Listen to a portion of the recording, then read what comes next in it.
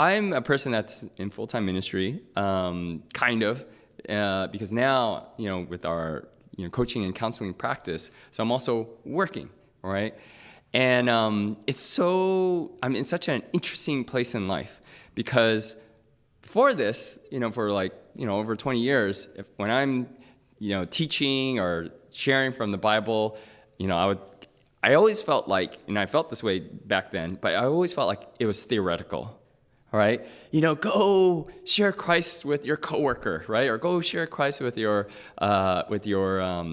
with another student, right? And I'm doing that just from really pulpit, and then I would have I have my pastoral office hours. I would just be at the church, all week. I would meet with different people in the church, and so I didn't get the same opportunities as people who went to my church would have, right? But I'm trying to coach them, kind of pastor them, trying to counsel them so that they can reach out to their friends.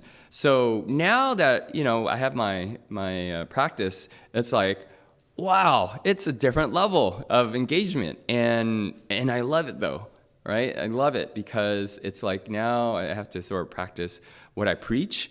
And it's at times really hard, but at times it's like, wow, it's different. Right. And so I bring that up because I want to ask you to consider kind of what I consider for myself, consider doing what I'm doing, which is be open that God may bring certain people who are suffering into your life.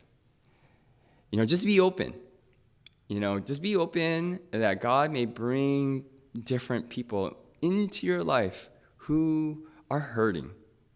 And now these may be, if you want to look at a larger scale, right? This could be some mission field, right? Somewhere, Asia or Europe or Africa, South America, and all those places. There are people that are hurting, that are suffering, that God wants you to reach out to you. But there are also people in your own life, all around you, that are hurting, that are suffering.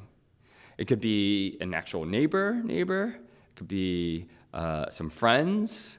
It could be that coworker. It could be, someone, right? But it could also be someone that you never suspect that is hurting. And I think in the Bay Area, we underestimate that there are a lot of people who are struggling. And the reason why we underestimate that is because the way we suffer in the Bay Area, we keep it very hidden. But it comes out. It comes out in the funniest ways. I can't remember if I used this example before, but I remember this 6 months ago, my wife and I, over the weekend, went to the emergency. My wife was just feeling some chest pains, and we just wanted to, double check, right? Double check if it was nothing major. We were kind of embarrassed to go because we're like, it's probably gonna be just heartburn, that feeling. So a lot of people have actually gone into the ER thinking it's a heart attack when it's just heartburn, right? But we know that, but we also wanted to play it safe. So we're like, let's just go to the ER.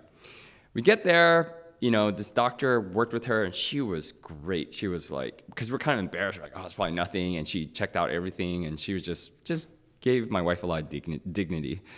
And so as she was leaving, after she was done and we're getting ready to leave, the doctor's about to leave. She's at the doorway, walking away. And I said, oh, by the way, thank you so much. You were great.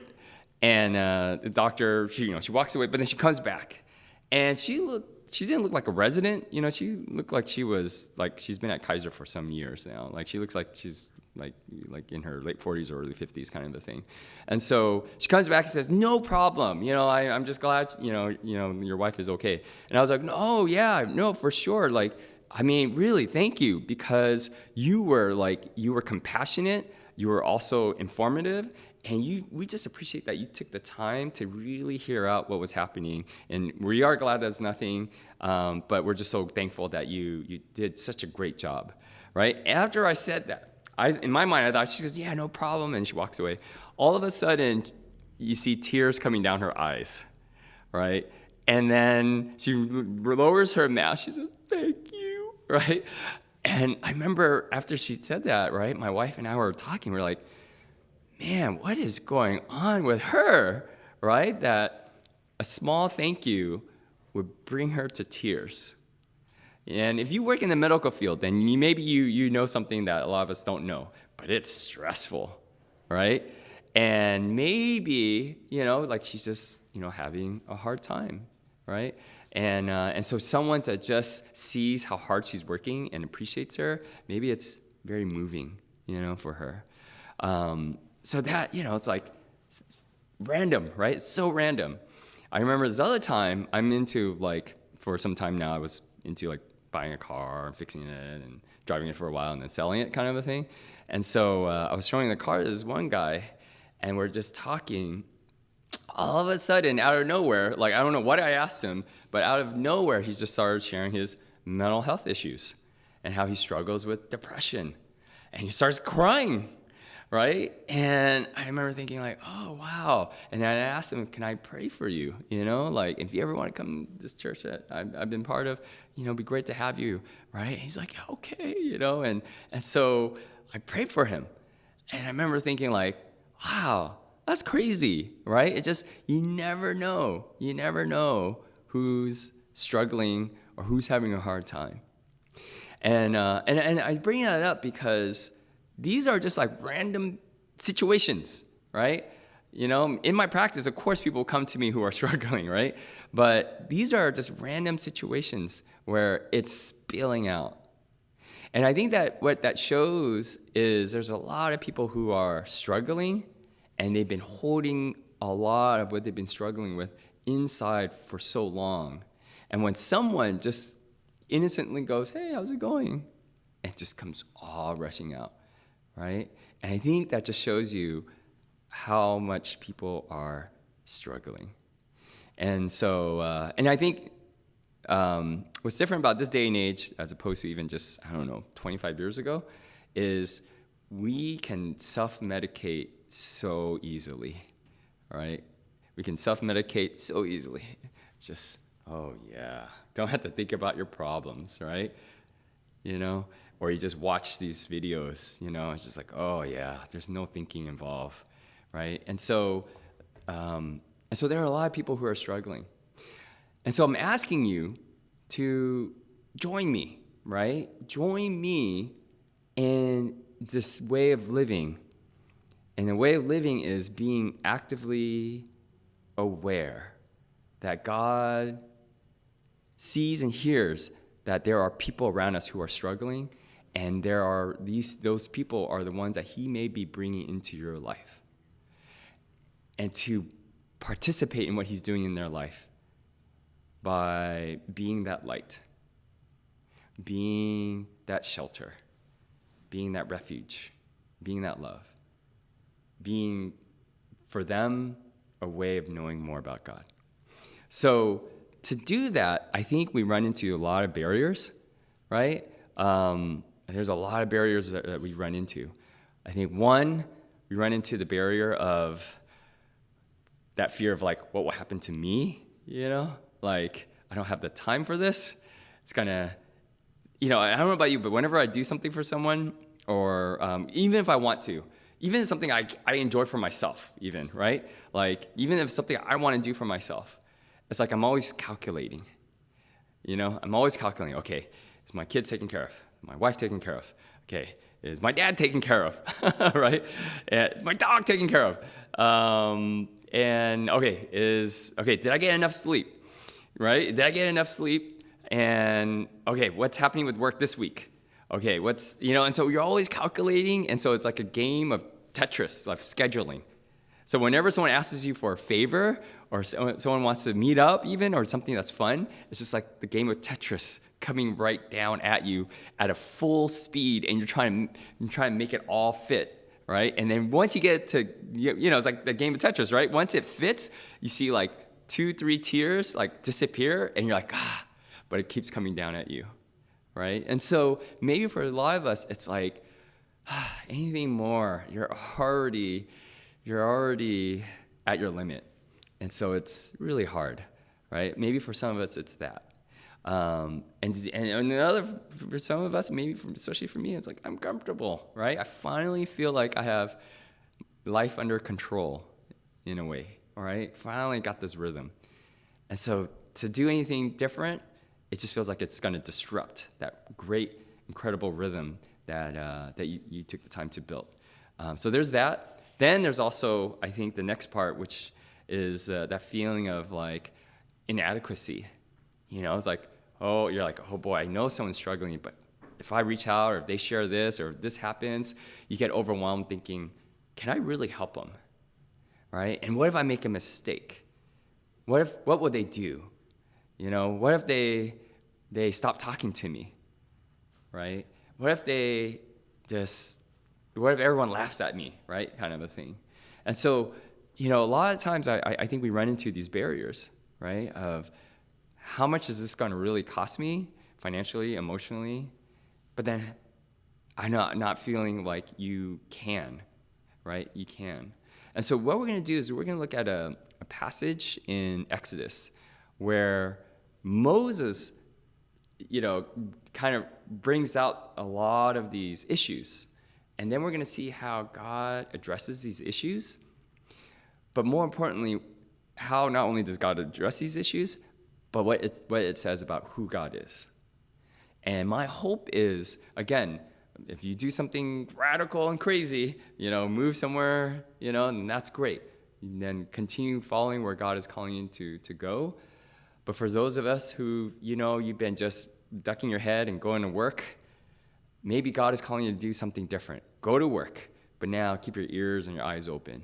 Or maybe there's certain friends, you keep it at that social level. But maybe God is asking you to bring it down a notch, to go deeper. Or maybe you have, a significant other or a sibling or a parent or a child that, you haven't gotten that deep with. It's been a while. Maybe he's calling you to participate in what he's doing for them in that, all right? So if you have your Bibles, turn with me to Exodus, or follow on the screen, Exodus chapter 3. Oops. Exodus. All right. So Exodus chapter 3, and we'll just look through verses 1 through 15. All right, all right, verse 1. Now Moses was keeping the flock of his father-in-law Jethro, the priest of Midian. And he led his flock to the west side of the wilderness and came to Horeb, the mountain of God. Up until this point, Moses is living in Midian, and I totally forgot where it says this, but for the most part, he's been there for like about 40 years. All right, so he's been away. Now Moses grew up in Egypt. And if you don't remember his story, if you don't know his story, it's an incredible story. Like from Exodus chapter 1 to 2, it's like, wow, what a journey this guy has been on. He's basically, Pharaoh kills the order to slaughter all newborns, male newborns. And so then what his mom does is puts him in a basket, sends him down the river. And then Pharaoh's daughter then finds baby Moses, and takes in baby Moses, and raises him. And it's really weird. What happens is then his daughter hires Moses' own mom, not knowing that's his mom, to be Moses' nanny, right? So talk about psychological, all right? And so he's brought up in the ways of Pharaoh, being a great Egyptian, with all the resources that anyone can ever need and want. But he's also raised by his mom, so he's taught the Jewish ways. So he's aware of what the situation is. And the situation, as well as his people, his Jewish brothers and sisters, are enslaved. They are treated poorly, and they have no rights. And so one day, he sees an Egyptian fighting with a Jewish person. And then to kind of help the situation, he kills the Egyptian, right? It's like, can you imagine if he was your counselor? I don't like what my husband did the other day. Oh yeah, he didn't like it. I'll take care of it, right? Wow, that would be quite a branding of counseling services, right? Don't like what your significant other is doing? We'll take care of it. And so, actually, that's horrible. Sorry, that's really, really dark. So he kills this Egyptian, hides the body. And then one day, thinking no one knows, right? No one knows. So he goes one day he's going, and he sees now 2 Jewish people arguing. And he comes up to them, and he's like, what's going on here? We're brothers, like, why are we fighting, right? And then one of them says, are you...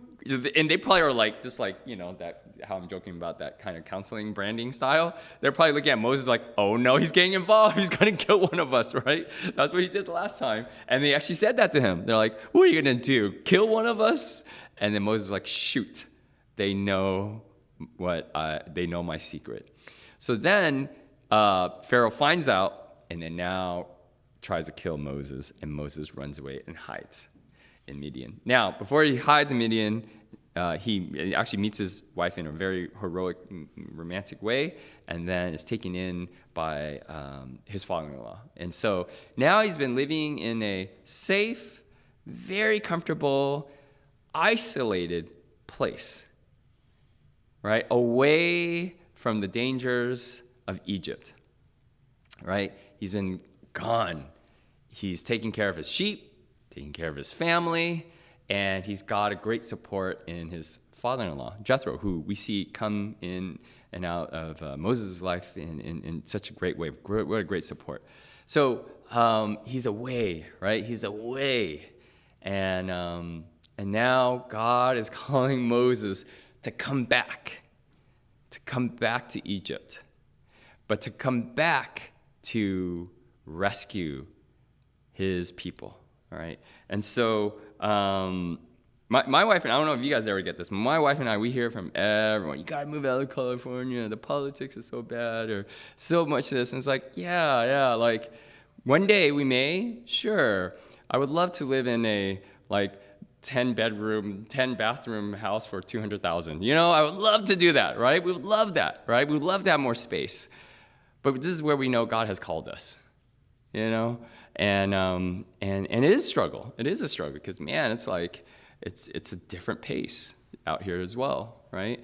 And so, but there are people that need to be reached here. And the reason why there are people here that need to be reached is there are people who are suffering, all right? And so, verse 2, and the angel of the Lord appeared to him in a flame of fire out of the midst of a bush. He looked... So he sees this little, fire, right? And there's something interesting because he's like, there's a fire, there's a bush, and then there's something different going on here, right? I mean, let alone it's like there's a fire. I would think like, whoa, there's a fire out in the desert, right? And so, but there's something different, and this is what we find out. He looked, and behold, the bush was burning, yet it was not consumed. And Moses said, I will turn aside to see this great sight, why the bush is not burned. So you catch what's going on? There's a bush. It's on fire, but it's still there. It's not being burnt up. It's not being consumed. Isn't that interesting? I mean, can you imagine what that looks like? I mean, that's like, it's impossible, right? And so when the Lord saw that he turned aside to see, God called to him out of the bush, Moses, Moses. He said, here I am. And he said, here I am. Then he said, do not come near. Take your sandals off your feet, for the place on which you are standing is holy ground. And he said, I am the God of your father, the God of Abraham, the God of Isaac, and the God of Jacob. And Moses hid his face, for he was afraid to look to God. And so God establishes, he brings Moses in by this strange fire, a fire that does not consume, but a fire that draws him in.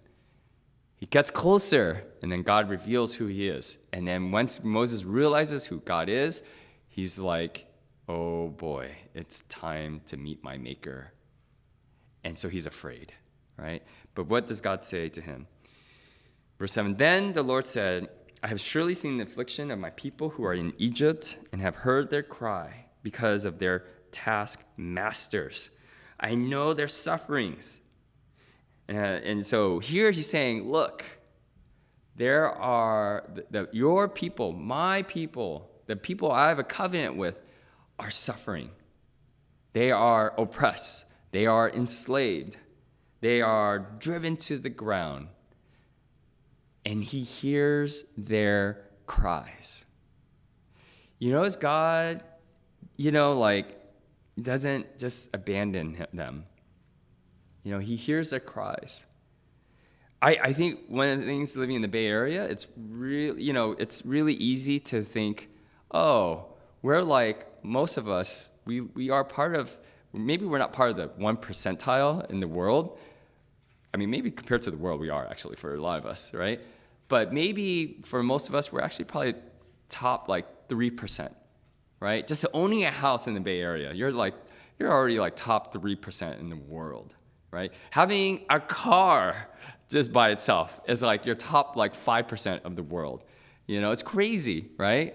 It's still an unusual thing for anyone to own a car, let alone multiple cars.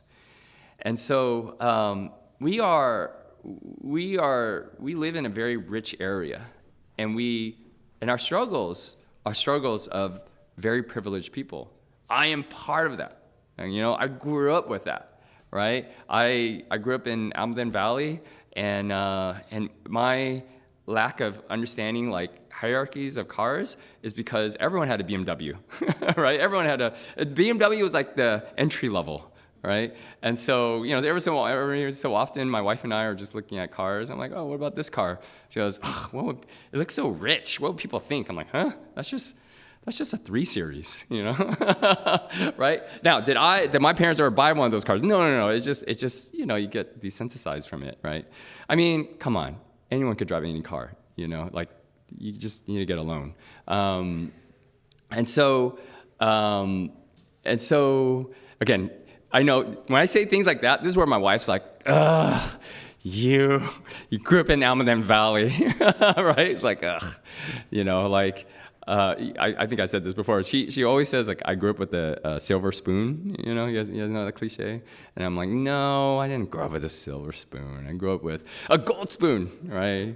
Gold spoon. Maybe the chopsticks were silver, right? But maybe the spoon from my Nick mom was made out of silver, but not my spoon. Not my spoon. And so I'm part of that, right?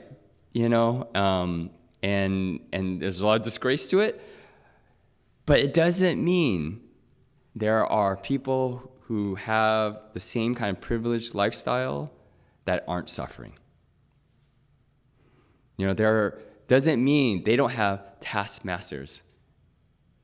Doesn't mean they don't have slave drivers in their life. I think what's different about the Bay Area that's different from the rest of the world is I think the slave drivers that we have, it's a lot more mental. Our gods, maybe in other places there's voodoo gods, that's really scary. But I think we have the gods of education here. Back in the Old Testament, people would sacrifice children to gods. It's a very common thing. They send their kids into these pits, and because they're offering their children to these gods. Me included, as a parent, we have to resist the temptation to offer our kids the gods of education. Right? Maybe it's not the gods of education, but it's the gods of achievement. So you see, we have these. It's a different kind of gods, a different kind of struggle. And the slave drivers that we have, there's no running away, because that thought stays in your head, and it wakes some of us up at 3 a.m. Why aren't you doing more with your life? That's all you're doing. So you see, we may live in a privileged, cream of the crops kind of a place, but it doesn't mean people aren't struggling. And the struggles that I think, here we struggle with, because it's not material, it's a lot darker. But there are people who actually struggling as well. So don't get me wrong with that as well, right? So God hears and sees the people who are struggling in the Bay Area. God hears and sees the cries of the people that are in your life. God also hears the cries that you silently cry out to as well. And he's at work. So, verse 8, he says, "And I have come down to deliver them out of the hand of the Egyptians and to bring them up out of that land to a good and broad land, a land flowing with milk and honey, to the place of the Canaanites, the Hittites, the Amorites, and the Perizzites, the Hivites, and the Jebusites. And now, behold, the cry of the people of Israel has come to me, and I have also seen the oppression which the Egyptians oppress them. Come, I will send you to Pharaoh, that you may bring my people, the children of Israel, out of Egypt." But Moses said to God, and here's his hesitation, and it's the same hesitation that we have, right? "But who am I that I should go to Pharaoh and bring the children of Israel out of Egypt?" So he's saying, who am I? Like, do you not know my reputation? Do you not know that people don't listen to me? Do you not know that people are actually afraid of me? Do you not know that I have a temper? And that temper has gotten me into trouble. Do you not know that I've been in hiding for 40 years? Just doing my own thing. I'm very proud of what I've been doing, but a lot of that is just to hide, right? Do you not know? And he's also saying, do you not know that I don't know how to do that? I can't go back to Pharaoh. He's going to kill me.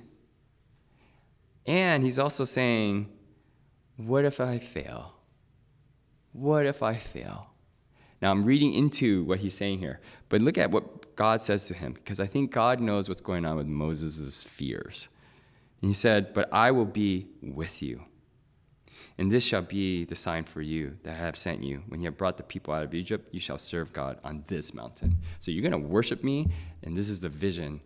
I'm going to bring my people out, and they're going to worship me here. We're going to have a meeting here. And what God says to Moses, "But I will be with you," right? Like, why is that an answer to Moses saying, who am I? Right? Who am I? Again, maybe for so long, Moses has been feeling alone because of his mistake. Maybe Moses has been feeling really alone in all that shame and guilt of just hiding. And so when God says, "I will be with you," he's saying, no matter what, Moses, I am with you. Notice God doesn't say, when you do it the right way, I'll be with you. When you are like the best prophet, I'll be with you, right? Notice he doesn't wait till Moses becomes something, right? But he is offering to Moses that he will be with him while Moses is hiding in the desert. And maybe that's where some of you feel. You've been hiding for so long. Maybe there's certain people you should reach out to, but you've sort of just avoided it. Maybe there's certain people that you haven't talked to in a while, and days and become months, and months become years. And maybe now part of it is you're just like, every once in a while I should just reach out to this person, but you're scared, or you feel inadequate, or you feel like there's just too much bad history. But maybe God wants you to know that you are not alone. In that effort, and whatever you end up doing, he will be with you. I love the idea that God is going to be with us, right? I don't know if any of you guys went to SoCal for the sports Olympics. Anyone go to that? Those sport Olympics are always so fun, but always so awkward, right? It's like, yeah, we're all getting along, and then, pow, right? And personally, I love that stuff, but it is a little awkward, right? And yeah, I remember this one time I was playing. We had one up here where Tuan was the one. This is when Tuan was organizing these Olympics, and so and I remember I was playing against somebody. And again, my intention is to win. And so this guy, I think he made a shot or something, right? And he starts talking trash, right? So again, I'm not correcting him because I want the spirit to be like, fun and unified. I was correcting him to try and get one up him, right? And make him feel bad, and get in his head, right? And then because I'm in his head, I'll win, right? We'll win. Our team is going to win in the basketball tournament, whatever game that we're playing. So he's talking trash. He's talking trash, right? And I get up to him, I'm, hey man, this is a church tournament, man. Why are you talking trash? Don't talk trash, right? So in my mind, I thought he was going to get mad and angry, and then we'll kind of get agitated and aggressive with each other, and then he gets kicked out of the game, right? I think in my head, I was playing out that scenario. And then I'm like, I'm in his head. Now we'll win, right? And so instead of saying, oh yeah, your mama, right? Go back and forth, right? So instead of that, he just stops as we're running, right? He just stops and he goes, and he offers out his hand like, hey man, you're right, my bad. I shouldn't be talking trash at basketball, the church Vietnamese tournament. And he offers his hand. And I remember thinking, no, now you're in my head. So then he probably did this on purpose. And I even shook his hand. Right? I shouldn't have touched his hand. I should have smacked it away, right? But darn it. And so I wonder if they won that game, but the whole time then I was just all discombobulated. Gosh, I hate that guy. I'm just kidding. But I imagine, when God is saying, I will be with you, I imagine it's like me, I don't know, like LeBron James or Stephen Curry coming to the Vietnamese Alliance Olympics, right? Can you imagine if you were like, I barely play basketball, right? I barely get up from my couch to the fridge to get food and walking back, right? I can barely handle that kind of exercise. And then you're like, gonna go play in a basketball tournament. Can you imagine if it's LeBron James, right? LeBron James comes up to you and says, hey, I'll play with you guys and I will be with you, right? Amongst all us, small, small, intense, but out of control Vietnamese people, right? Playing basketball, right? And so, it's like, that's like a no-brainer, right? So would you be embarrassed to keep shooting if you knew LeBron James was always going to get your rebound, right? Among us. I don't think it's a different enjoyment of the game, wouldn't you say? You wouldn't struggle as much, right? You wouldn't. And so it's a different game. And so that's kind of, in essence, I'm trying to capture that same essence of what God is offering to Moses. That's what God is offering to Moses. But Moses' situation, obviously, is a lot different than playing in a Vietnamese Alliance Church tournament. It's life and death. It's causing a complete turnaround of a society structure. And not only bringing a society structure, but one of the most powerful military structures in the world. And so it's trusting that God will be with Moses to completely disentangle, disrupt this incredible military economic structure.